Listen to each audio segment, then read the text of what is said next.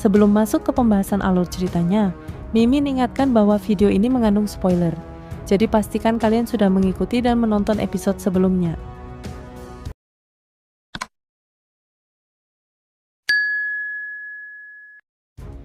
Kitab suci tak terkalahkan adalah warisan yang luar biasa. Jika dikuasai sempurna, tubuh menjadi kebal, bahkan setelah jiwa hancur, roh baru bisa terbentuk jutaan tahun kemudian. Shihao, usai lulus ujian, diizinkan masuk ke gua semut bertanduk surgawi. Jika berhasil menemukan kitab suci itu, berarti nasibnya benar-benar gemilang. Banyak yang iri, tapi tak ada yang bisa memprotes. Ia tak boleh membawa teman, sehingga yang lain mencari peluang di luar. Begitu turun gunung, Shihao langsung melesat ke kota, memburu teratai pemandu jiwa, tumbuhan langka yang bisa memulihkan roh primordial. Ia berhasil merebut 3 batangnya setelah mengalahkan serangan bertubi-tubi dari Lan Xien dan para pemuda terkuat lainnya. Berkat lorong surgawi, teks tulang True Primordial Record, dan cahaya murni dari gerbang tubuhnya, semua serangan mereka tak mampu menembus pertahanannya. Usai menang, Shihao memberi 2 batang teratai pada kawan-kawannya dan menyimpan 1 untuk cadangan. Ia lalu menuju gua semut bertanduk surgawi, meski semut emas kecil berisik menantangnya. Di dalam gua yang seperti labirin, mereka mencari sehari semalam tanpa menemukan kitab suci. Semut emas lalu membawa Shihao ke tempat tersembunyi, sebuah pintu kuno yang hanya terbuka oleh tanduknya. Begitu masuk, hawa mengerikan menyambut mereka. Darah, sisik, bulu, dan potongan tubuh makhluk-makhluk legendaris, termasuk kepala semut emas raksasa yang bersinar seperti matahari. Shihao tersentak. Ini adalah tempat di mana semut bertanduk surgawi agung bertarung sampai mati, menyeret musuh-musuhnya ke liang lahat. Melihat kepala raksasa berlumuran darah itu, Shihao merinding. Kulitnya sendiri retak, tulangnya seperti remuk. Tekanan di tempat ini menekan daging, tulang, bahkan jiwa. Ahli sejati adalah mereka yang bahkan setelah mati, darah, tulang, hingga rambutnya masih mampu membunuh. Dan yang di depannya ini, semut bertanduk surgawi yang legendaris. Kepalanya masih memancarkan cahaya emas meski jutaan tahun telah berlalu. Makhluk ini konon lebih kuat dari naga sejati, namun kini kepalanya terpenggal. Di sekitarnya berserakan darah emas, sisik, bulu, dan tanduk dari berbagai makhluk. Jejak pertempuran besar yang mengerikan. Dari samping, seekor semut emas mungil marah-marah. Ia adalah keturunan sang raksasa. Namun, yang mereka lihat ternyata hanya kulit kosong, bukan tubuh asli. Menurut semut kecil, ayahnya dulu sendirian menghadapi para musuh puncak, membantai banyak, namun akhirnya gugur karena luka parah. Ia bertahan sampai awal era ini, hanya demi menyelamatkan anaknya yang saat itu belum lahir. Shihao terdiam. Meski jasad fisiknya tiada, kekuatan sang ayah masih terasa. Anehnya, mereka tak menemukan jejak kitab suci yang tidak dapat dihancurkan. Dugaan semut kecil, warisan itu baru akan muncul jika ia cukup kuat. Mereka menggeledah tempat itu. Tekanan energi dari sisa tubuh dan darah membuat Shihao terus terluka, sedangkan semut kecil kebal berkat aura leluhurnya. Akhirnya mereka hanya mendapatkan sehelai bulu burung misterius. Ketika Shihao menyarankan semut kecil memicu kekuatan tersembunyi, ia ragu tempat ini terlalu berbahaya. Namun Shihao bersedia melindungi dengan meninggalkan seutas roh primordial di diagram 10.000 roh. Begitu ritual dimulai, tubuh semut kecil membesar menjadi sebesar gunung, memancarkan aura dahsyat. Sisa-sisa semut bertanduk surgawi bergetar, lalu meledakkan gelombang kekuatan abadi yang memusnahkan hampir semua benda di sekitar, kecuali semut kecil dan roh Shihao yang terlindungi. Dari dalam sisa-sisa itu, muncul sosok pria parubaya berambut emas, wujud manusia semut bertanduk surgawi. Tatapannya tajam, auranya seperti penguasa 9 surga 10 bumi. Setiap gerakannya membuat bintang hancur, matahari runtuh. Shihao terpaku, kekuatan itu melampaui segalanya. Lalu, pria itu berbicara dengan suara berat. Jutaan tahun lalu, aku sudah bertemu denganmu. Pertemuan ini terasa mustahil, yang satu hidup jutaan tahun lalu, yang lain di masa kini. Namun, di hadapan Shihao berdiri salah satu dari 10 setan terkuat, sosok legendaris dari zaman kuno. Di sisi lain, semut bertanduk surgawi, kini sebesar gunung, mengamuk tanpa sadar akan kehadiran ayahnya.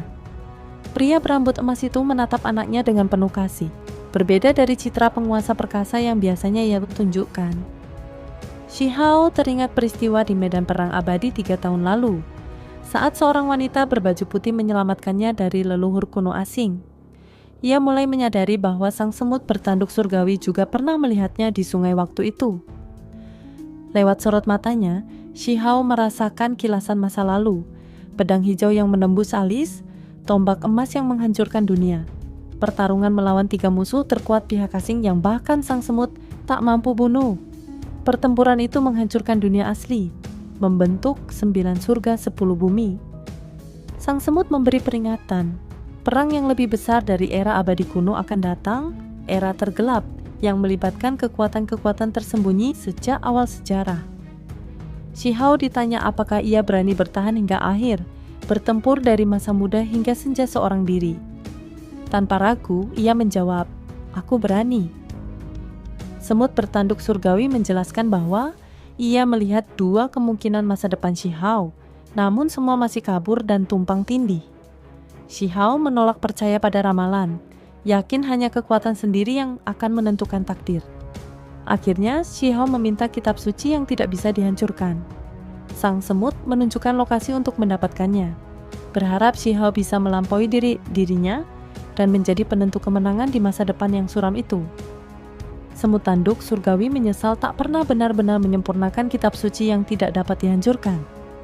Andai ia berhasil, nasibnya mungkin tak akan seburuk ini.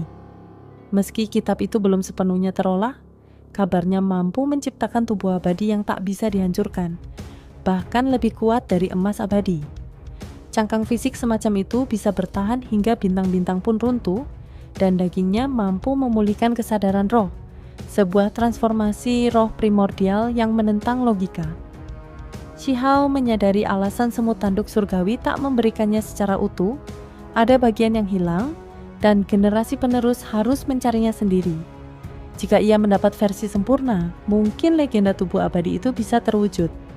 Bahkan pemilik kitab pun tak tahu siapa penciptanya, namun tulisannya bisa dipahami di era manapun, karena semua jalan dao pada akhirnya bermuara pada satu inti. Saat Shihao menawarkan untuk memanggil anaknya, semut tanduk surgawi menolak. Ia hanya menyisakan wasiat, ingin putranya berdiri gagah menantang langit, bukan larut dalam duka. Setelah berpamitan, tubuhnya berubah menjadi cahaya emas, dan kembali pada sisa kepalanya yang retak, tanda bahwa keberadaannya tinggal sedikit. Tak lama, semut emas kecil itu bangkit dalam keadaan mengamuk. Kekuatannya menghancurkan ruang di sekitarnya.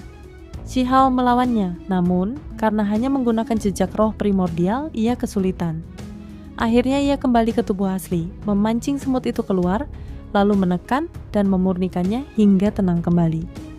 Saat si semut tersadar, Shihao mengajaknya mencari kitab itu tanpa menyebut soal ayahnya.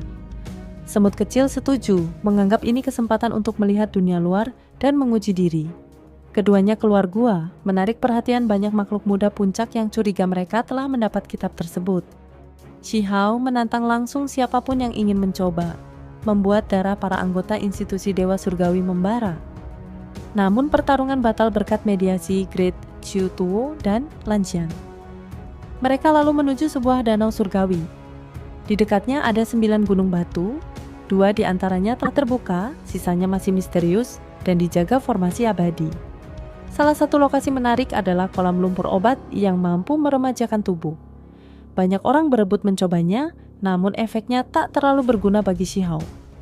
Ia pun menitipkan kawan-kawannya pada prajurit tua, lalu membawa semut emas menuju area yang diyakininya menyimpan kitab suci yang tidak dapat dihancurkan, meski ia tahu bahaya besar menanti. Di permukaan, kerumunan berkumpul mayoritas dari Akademi Abadi dan Akademi Suci, hanya segelintir murid dari institusi Dewa Surgawi. Saat Shihao muncul membawa seekor semut emas mungil di bahunya, semua mata langsung tertuju padanya. Para tetua segera menyadari bahwa makhluk kecil itu memancarkan energi darah yang luar biasa. Begitu nama semut bertanduk surgawi disebut, suasana pun meledak. Makhluk langka ini adalah keturunan murni 10 setan, dan seluruh tubuhnya merupakan harta berharga. Tatapan penuh hasrat pun muncul dari para monster tua kedua akademi. Penatua bermata 3 dari Akademi Abadi secara terang-terangan ingin membawanya, namun Shihao tegas menolak. Tawaran serupa dari Akademi Suci juga ia tolak mentah-mentah, mengingat dulu kedua akademi itu tak menganggapnya sama sekali. Situasi memanas saat tokoh-tokoh dari keluarga umur panjang termasuk Wang Xi dan Yuan Qing mengusulkan agar semut bertanduk surgawi diambil demi keamanan. Shihao tahu alasan sebenarnya adalah agar ia tak mendapatkan darah dan kemampuan luar biasa semut itu. Ketegangan memuncak hingga penatua kedua institusi Dewa Surgawi menegaskan bahwa mereka mampu melindungi Shihao dan semut tersebut. Namun dua keluarga besar itu tetap bersikeras, sampai sebuah teriakan dingin menggema, memaki mereka tanpa basa-basi. Sosok gagah berpakaian abu-abu turun dari langit penatua agung yang telah lama menghilang. Kedatangannya membuat pihak-pihak yang ingin merebut semut itu terdiam. Bahkan beberapa keluarga umur panjang memberi penghormatan, mengakui bahwa semut bertanduk surgawi akan tetap berada di bawah perlindungan institusi Dewa Surgawi. Jubah abu-abu penatua agung berkibar. Sosoknya kurus tinggi, wajah tenang tanpa ekspresi. Meski tampak biasa, auranya menekan seperti gunung, membuat semua orang waspada secara naluriah. Orang-orang keluarga Wang yang tadi arogan langsung bungkam, tak berani macam-macam. Bahkan tokoh besar mereka pun akan berhati-hati di hadapan sesepuh ini. Beberapa tokoh berpengaruh menyapanya, termasuk Kaisar Shu Mingxuan, penguasa istana kekaisaran umur panjang. Kemunculan Shu yang dikenal bermusuhan dengan keluarga Wang membuat pihak Wang semakin tegang. Shu berbincang santai dengan penatua agung, lalu tiba-tiba mengutarakan niat mencari calon pasangan Dao untuk putrinya. Tatapannya singgah pada Shihao, memicu kegemparan. Keluarga Wang pucat. Dulu Shihao hanyalah buruh tambang mereka, kini berpeluang jadi menantu keluarga kekaisaran, sebuah tamparan memalukan. Seorang pemuda Wang mencoba menyindir, menyebut masa lalu Shihao sebagai pelayan. Shihao menatap dingin dan langsung menantang, "Kamu mau mati?" Tanpa basa-basi, ia menghantam lawannya hingga muntah darah. Ucapan Shihao berikutnya membuat semua terdiam. Bahkan jika 10 jenius terbaik, keluarga Wang datang, aku tetap akan menumbangkan mereka. Shu Mingxuan justru tertawa puas. Ia melangkah ke depan dan menampar wajah pemuda Wang hingga tulang dan giginya rontok, lalu menegur keras para tetua Wang karena membiarkan junior mereka sembarangan berbicara. Terpojok, tetua Wang hanya bisa menahan amarah dan mundur, menelan penghinaan di hadapan semua orang. Itu saja spoiler untuk episode 256 dari Donghua Series Perfect World.